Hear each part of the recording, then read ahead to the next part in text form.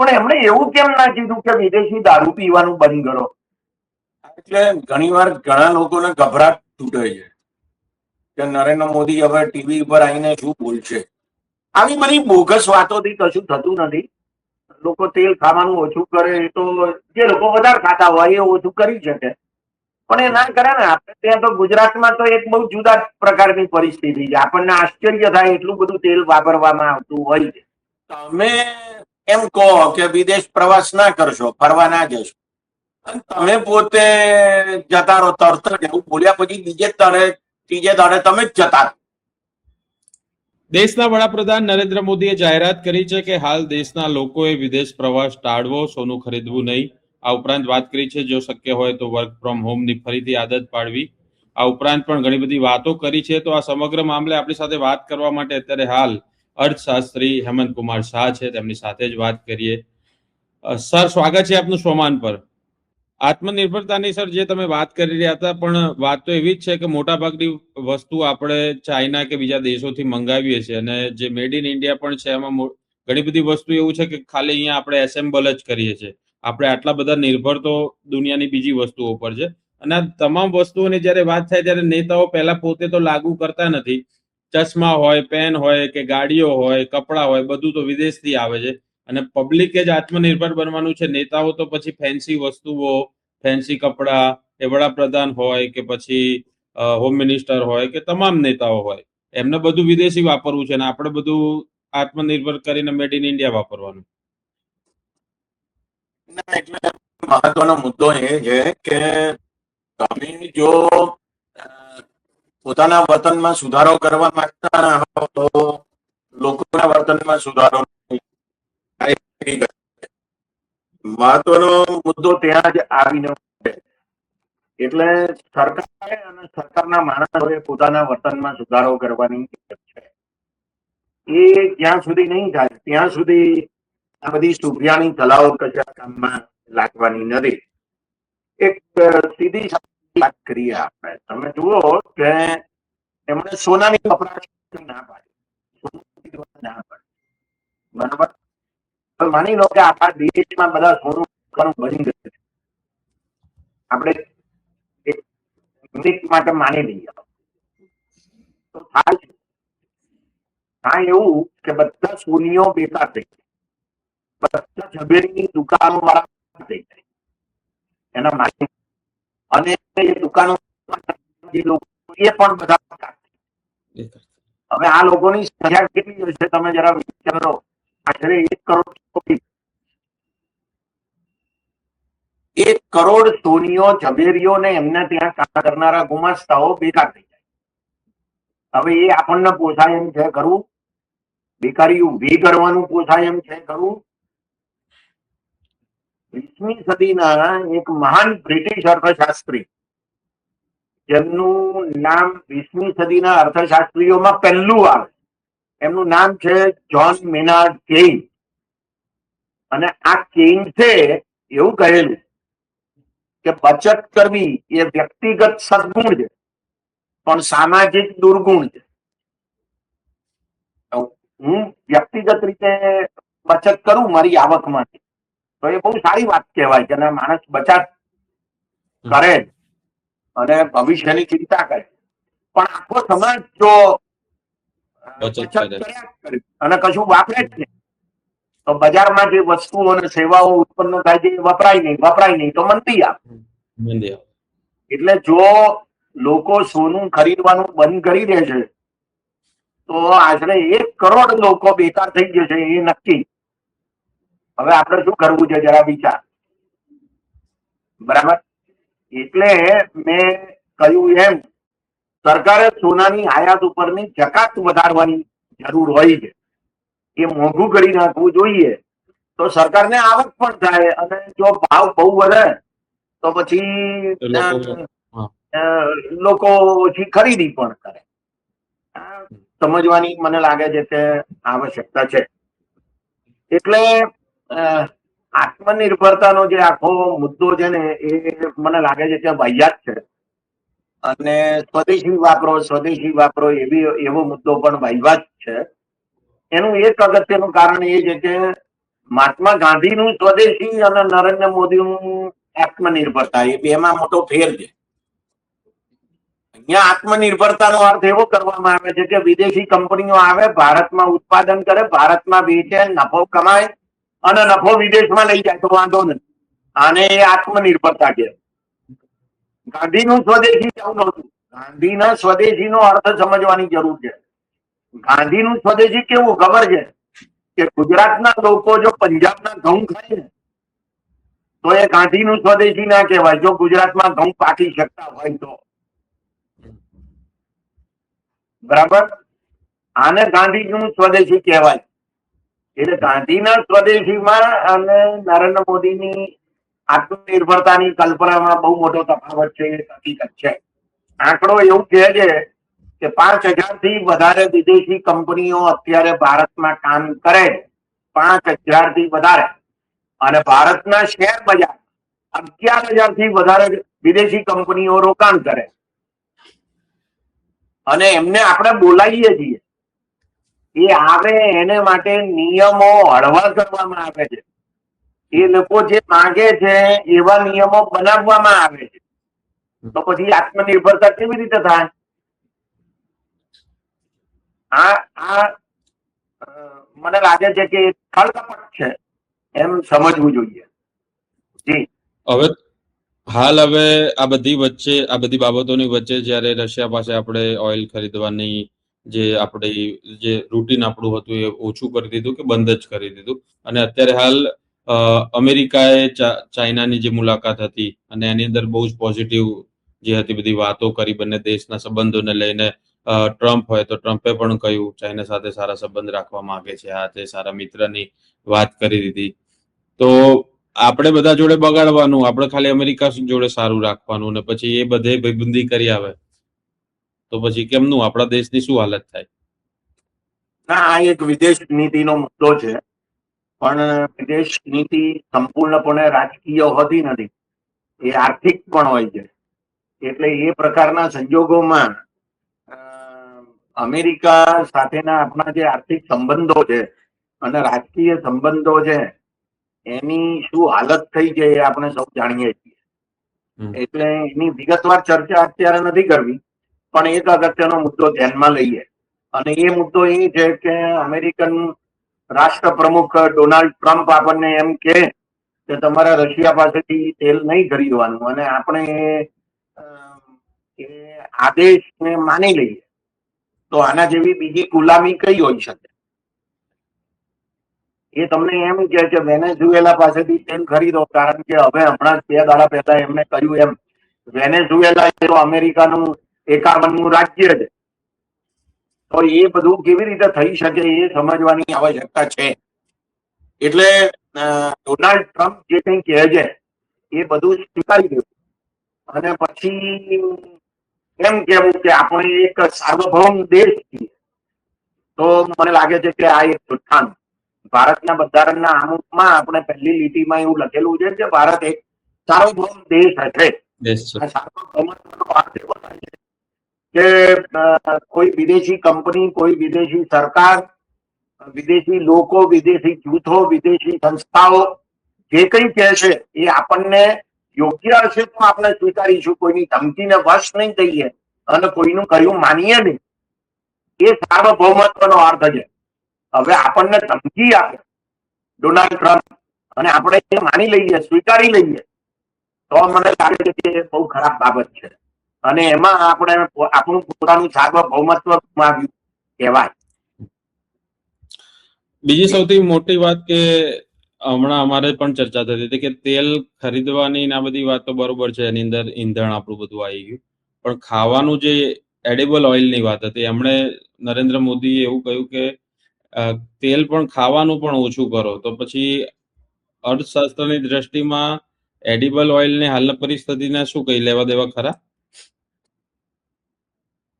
જો નાની નાની વસ્તુઓની આયાત આપણે ઓછી કરીએ તો એ સારી વાત છે. ટીપે ટીપે સરોવર ભરાય એમ જુદી જુદી વસ્તુઓની આયાત ઉપરની વાત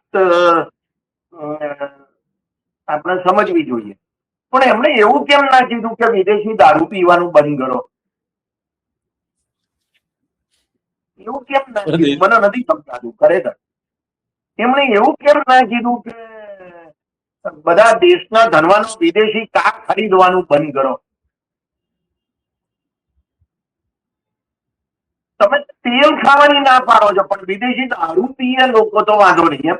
એટલે એનો અર્થ એવો થાય કે હું વિદેશી દારૂ પીતો હોઉં અને ખાવાનું તેલ ઓછું વાપરવાનું શરૂ કરું તો હું દેશભક્ત કહેવાઉં. અમારી દેશભક્તિની વ્યાખ્યા જુઓ તમે કેવી કરી નાખવામાં આવી. બરાબર. એટલે આવી બધી બોગસ વાતોથી કશું થતું નથી. લોકો તેલ ખાવાનું ઓછું કરે તો જે લોકો વધારે ખાતા હોય એ ઓછું કરી શકે, પણ એ ના કરે ને. આપણે ત્યાં તો ગુજરાતમાં તો એક બહુ જુદા પ્રકારની પરિસ્થિતિ છે. આપણને આશ્ચર્ય થાય એટલું બધું તેલ વાપરવામાં આવતું હોય છે. એટલે શાકમાં તેલ નાખ્યું છે કે તેલમાં શાક નાખ્યું છે એવા સવાલો ઘણી વાર ઉભા થાય. અને આપણે બધું તળેલું ફરસાણ વાપરવાના ખાવાના શોખીન લોકો છીએ એટલે પણ આપણે આ તેલ ઓછું વાપરીએ એવી કોઈ શક્યતાઓ દેખાતી નથી. બીજી વસ્તુ, જ્યારે પણ રાષ્ટ્રના જો સંબોધન વડાપ્રધાન નરેન્દ્ર મોદી કર્યા પહેલા કોવિડ દરમિયાન પણ આપણે જોયું, લોકડાઉનની જાહેરાત કરી ત્યારે ટ્રેનોમાં ભીડો, એટલે રેલવે સ્ટેશન પર ભીડ જોવા મળી. એ સિવાય લોકો ખરીદી કરવા બહાર નીકળી ગયા હતા. જ્યારે દીવો કરવાનું કીધું ને થાળી ખખડાવવાનું કહ્યું ત્યારે લોકો રોડ પર ઉતરી આવ્યા હતા. એમ અત્યારે પેટ્રોલ ડીઝલની વાત કરીએ એમ આજે અલગ અલગ જગ્યાએથી એવા મીડિયા અહેવાલો પણ આવ્યા કે લોકો પેટ્રોલ પંપ પર જઈને ટાંકીઓ ફૂલ કરાવી રહ્યા છે. તો જ્યારે આ પ્રકારનું સંબોધન થાય ત્યારે પરિસ્થિતિઓ તો વિપરીત થતી હોય, જોવા મળતી હોય છે. એટલે ઘણીવાર ઘણા લોકોને ગભરાટ તૂટે છે કે નરેન્દ્ર મોદી હવે ટીવી પર આવીને શું બોલશે એવી બીક લાગે. એટલે તમારી વાત બિલકુલ સાચી છે, પણ મને એમ લાગે છે કે સરકારે પોતે ઘણા બધા પગલા લેવાની જરૂર છે અને પોતાના જ વર્તનમાં નેતાઓએ ફેરફાર કરવાની આપે છે. અને આ બધી જે સલાહો છે ને એ કોને લાગુ પડે છે એ પણ જરા અગત્યનું. દેશની 146 કરોડની વસ્તીમાં બાઇક, સ્કૂટર, કાર વાપરનારા લોકો કેટલા? બરાબર. તો આંકડો એવું કહે છે કે એ લગભગ 60 કરોડ લોકોથી વધારે નથી. તો બાકીના જે 80 કરોડ 85 કરોડ લોકો છે એમની પાસે તો આ વાહન છે જ નહીં. બરાબર. તો તમે હવે જે વર્ગને આ સલાહ આપવો જોઈએ એ વર્ગ આ બધું માનશે ખરો? એ તો પ્રાઇવેટ જેટમાં પણ પાછો બીજો એક વર્ગ છે જે ફરે છે. હા, તમે એમ કહો કે વિદેશ પ્રવાસ ના કરશો, ફરવા ના જશો, અને તમે પોતે જતા રહો તરત જ, એવું બોલ્યા પછી ત્રીજે દાડે તમે જ જતા રહો.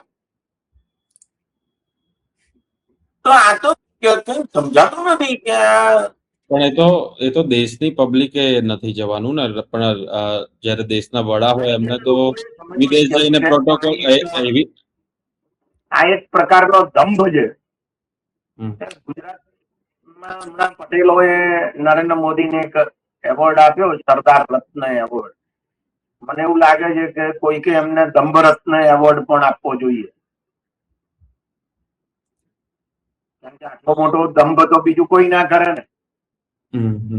વિદેશ પ્રવાસ બાબતે તો પણ એવો પણ જવાબ મળી રહ્યો છે કે હવે દેશના વડાપ્રધાન છે એને કઈ પ્રોટોકોલ જેવું હોય, વિદેશ નીતિ જેવું હોય, એને તો જે રાષ્ટ્રની મુલાકાત કરવી પડે કરવી જ પડે. આપણા પ્રજા તરીકે આપણે સાથ આપવાનો છે. ના, આવું નથી. હું તમને કહું, 1949માં ચીનમાં ક્રાંતિ થઈ. એ ક્રાંતિ કરનાર નેતા હતા માઓ ત્સે-તુંગ. 1976 સુધી એ દેશના રાષ્ટ્ર પ્રમુખ રહ્યા. 76માં એ ગુજરી ગયા. 1949 થી 1976 સુધી માઓ ત્સે-તુંગ ચીન છોડીને ક્યાંય ગયા નહોતા. બરાબર. દુનિયાના કેટલા દેશોના વડાપ્રધાનો, રાષ્ટ્ર પ્રમુખો, ચાન્સેલરો, રાજાઓ આપણે ત્યાં આવ્યા. દુનિયામાં દેશો લગભગ 200 છે. એમાંથી કેટલા દેશોના ભારતમાં આવ્યા છેલ્લા 12 વર્ષમાં? અને આપણા વડાપ્રધાન કેટલા દેશોમાં ગયા એના આંકડા કાઢો એટલે તમને ખબર પડી જાય કે આપણે વધારે પડતી વિદેશ એટલે એ તો જ્યાં જઈએ ત્યાં સંબંધ બને ને, એટલે અત્યાર સુધીના વડાપ્રધાનો નહીં ગયા એના કારણે એ બધા દેશો સાથે સંબંધો રહી ગયા છે અને હવે મજબૂત થયા. આના જેવી ભ્રામક વાત બીજી કોઈ હોઈ શકે નહીં. રાષ્ટ્રને જે સંબોધન કર્યું હતું વડાપ્રધાન નરેન્દ્ર મોદીએ સાંભળ્યું કે નહીં? સૌથી પહેલા તો મારો સવાલ એ છે. ના, મેં પ્રવચન તો નહોતું સાંભળ્યું. એમના મનની વાત સાંભળવાની બહુ ઈચ્છા થતી નથી, કારણ કે મારા મનની વાત બહુ સાંભળતા નથી, અથવા આપણા મનની વાત બહુ સાંભળતા નથી. એટલે મને એમ થાય છે કે આપણે એમના મનની વાત સાંભળવાની જરૂર નથી. પણ જે કંઈ છાપાઓમાં આવ્યું એ મેં વાંચ્યું, અને આપે કહ્યું એમ એમણે ઘણી બધી સલાહો દેશના લોકોને આપી છે. એ વાત સાચી. જી. તો એમણે જે સલાહ આપી અને હાલ જે દેશની પરિસ્થિતિ છે, શા માટે પહેલા તો એમને સલાહ આપવી પડી? એક અર્થશાસ્ત્રી તરીકે તમારું અવલોકન શું છે? એમને સલાહ આપવી પડી કારણ કે એમણે નક્કી કરેલું કે આપણે સલાહ આપવી છે. બીજું કે એમણે ક્યારે આ નક્કી કરેલું, તો ઘણા વખત પહેલા આ બધું એમણે નક્કી કરી નાખેલું, કારણ કે 5 રાજ્યોમાં વિધાનસભાની ચૂંટણીઓ હતી. એટલે એ ચૂંટણીઓના પ્રચાર પહેલા જ એમણે નક્કી કરી નાખેલું કે આપણે ચૂંટણીઓ પતે પછી આ સલાહ આપવી. એટલે દેશ ઉપર જો આર્થિક કટોકટીના વાદળ ઘેરાયેલા હોય એવું એમને લાગ્યું હોય તો એમણે જયારે નક્કી કર્યું ને કે આવી સલાહ આપવી છે ચૂંટણીઓ પહેલા, ત્યારે જ એમણે આ સલાહો આપવા જેવી હતી, પણ એમણે એ સલાહો નહીં આપી. એનું કારણ છે કે એની અસર ચૂંટણીઓ ઉપર જરા જુદા પ્રકારની થઈ જાય એવી એમને દહેશત હશે. બરાબર. જી. તો અર્થશાસ્ત્રી તરીકે હાલ તમારું વૈશ્વિક જે પરિસ્થિતિ છે, ઈરાન અમેરિકાનું યુદ્ધ હોય, આ ઉપરાંત જે ક્રૂડ ઓઇલની વાત હોય, આ તમામ વાતોની વચ્ચે હાલ જે દેશની પરિસ્થિતિ છે, આ પહેલા રાહુલ ગાંધીએ પણ કહ્યું હતું કે ટૂંક જ સમયની અંદર દેશ કદાચ આર્થિક સંકટની અંદર સપડાશે, એવું એમણે પહેલા અનુમાન પણ લગાવેલું. તો વાસ્તવિક પરિસ્થિતિ અત્યારે શું છે? દેશની આર્થિક પરિસ્થિતિ બગડેલી હોય અત્યારે, તો એ અત્યારે બગડી ગઈ એવું નથી. એ ઘણા લાંબા સમય પહેલા બગડેલી જ હતી, અને ઈરાનનું યુદ્ધ શરૂ થયું એને પરિણામે એ પરિસ્થિતિએ વધારે ગંભીર વળાંક લીધો એવું આપણે ચોક્કસ કહી શકીએ.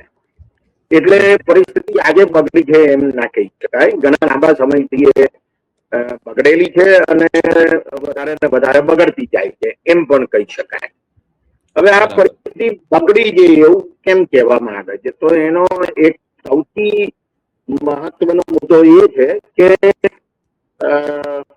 તેલના ભાવ વધ્યા છે આંતરરાષ્ટ્રીય બજારમાં, અને આપણે એની આયાત કરીએ છીએ, એટલે પેટ્રોલ અને ડીઝલના ભાવના સંદર્ભમાં પરિસ્થિતિ બગડે છે.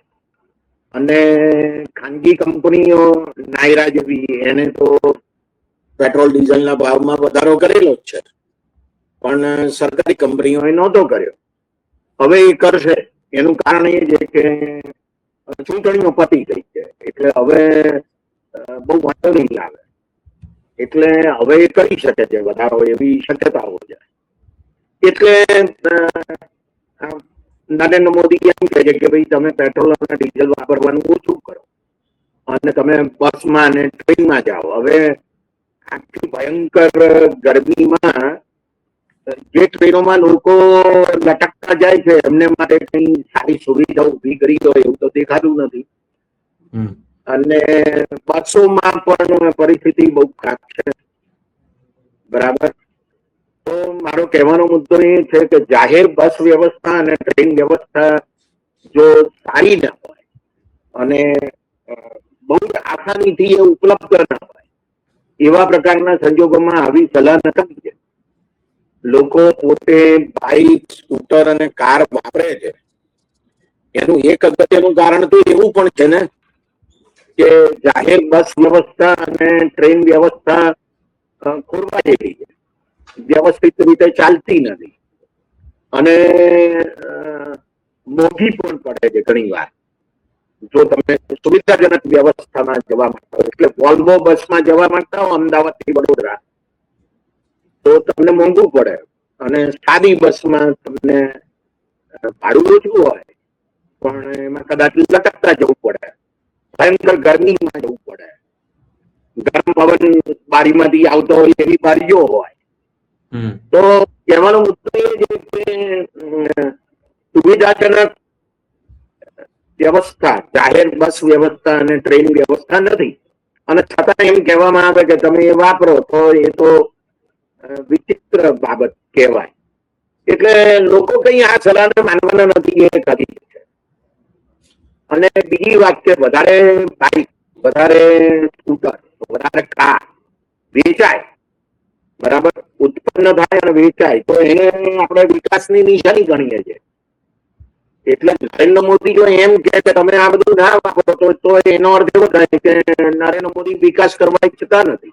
સંવાદ કરવાની મજા આવી સર આપના સાથે, અને હાલની જે પરિસ્થિતિ છે એને લઈને જે નિવેદનો છે એની સામે શું વાસ્તવિકતા છે, શું થઈ શકે છે, બરાબર છે, એની તમામ વાતો હેમંત કુમાર શાહે આપણી સાથે કરી. તમારું શું કહેવું છે તમે કોમેન્ટ બોક્સમાં અચૂકથી જણાવજો, અને તમારે આગળના મુદ્દે અમે હેમંત કુમાર શાહ સાથે કયા મુદ્દે સંવાદ કરીએ એના વિશે પણ જણાવજો. તો આગામી મુદ્દામાં તમારી કોમેન્ટ પણ લઈશું અને એના વિશે વિસ્તૃત વાત પણ કરીશું. સર ધન્યવાદ. નમસ્કાર. Thank you sir.